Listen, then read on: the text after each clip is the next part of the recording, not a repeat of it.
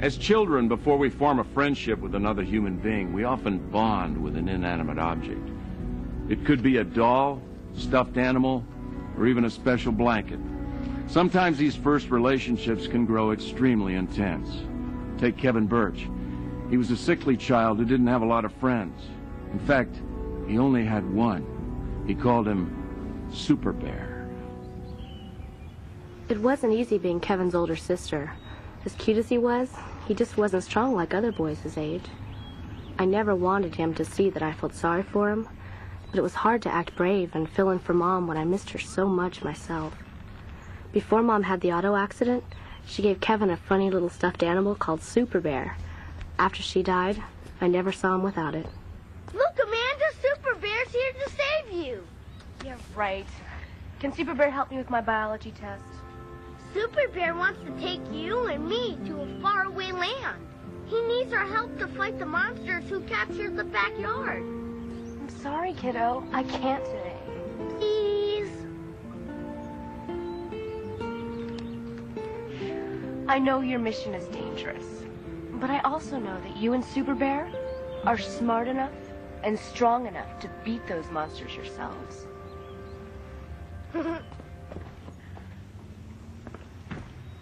Cap, come on, sport, we gotta go. Another doctor? Yep. Maybe this one can tell us why Kevin keeps getting dizzy. You know, it's been over a year now. I just want to know what's going on. He'll be okay, Dad. Don't worry. Come on, pal, we don't want to be late. Dad, can I bring Bear? Can you bring Bear? Of course you can bring Bear. Can't go without Bear.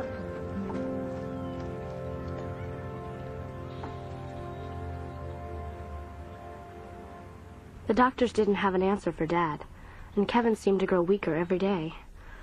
It was putting a lot of stress on everyone, and I knew I should have been kinder, especially if I would have known it was going to be Kevin's last night in our house. Kevin, give me the banana. It's time for bed. But I'm not tired. Maybe not. But what about Bear? If he doesn't get his sleep, Bear won't be strong enough to protect you from all those monsters. Well, Bear is getting sleepy.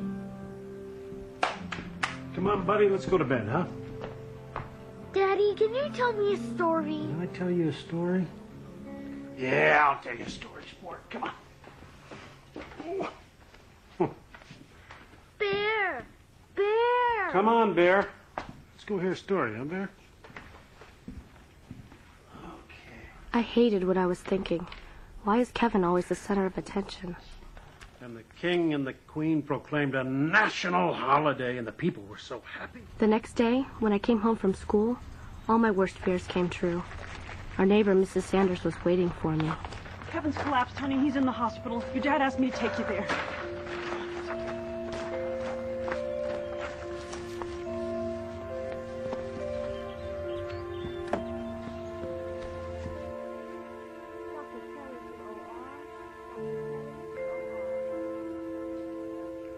When I got to the hospital, I found Dad was sitting in a trance over Kevin's bed. One look at his face, and I knew it was over.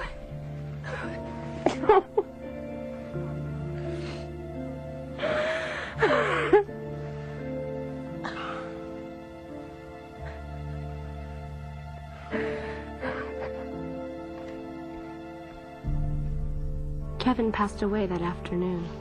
Again, I was trying to be strong, this time for Dad. Suddenly, I saw Super Bear in the corner. Somehow, this feeling came over me. Super Bear and Kevin had to be together. Dad, we have to go to the hospital. You have to see Kevin. I think they moved him by now. To find out what was wrong, the doctors wanted to do an autopsy. No! No! We have to go now! We have to go! We have to go now! I must have sounded hysterical, but I knew what I was doing. Kevin and Super Bear had never been separated in life. I wanted Kevin to have him, even in death. All I wanted to do was get to Kevin's body and place the bear in his arms. But I had no idea where to find him. Dad was following me, trying to calm me down.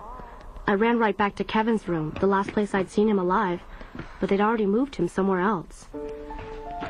Dad finally took over and asked a nurse where they had taken Kevin's body. She pointed in the direction of the morgue. That's where they'd be performing the autopsy. I don't know why, but I felt like I was running out of time. I had to get Kevin that bear.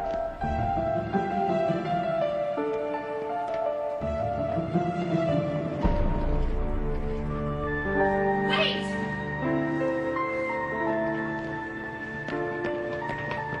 I'm the father. Can we have a moment, please? Mm-hmm.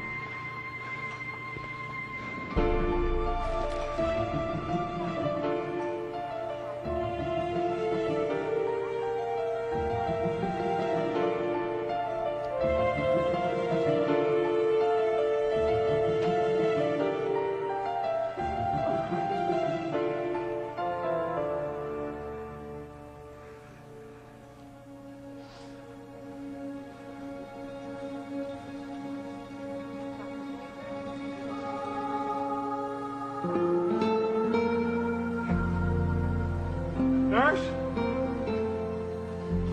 Nurse? Nurse?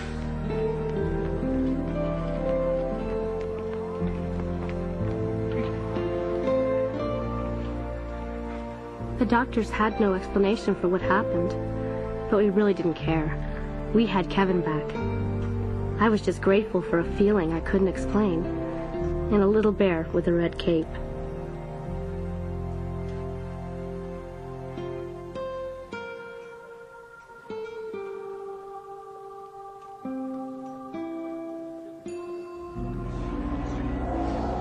Could this story have happened? Was Kevin brought back to life by his favorite toy? Or maybe he wasn't really dead at all. Maybe an attending physician misread some vital sign and pronounced him dead too soon. In any event, the challenge is now ours to decide if this story was the work of Super Bear or the work of a writer's active imagination.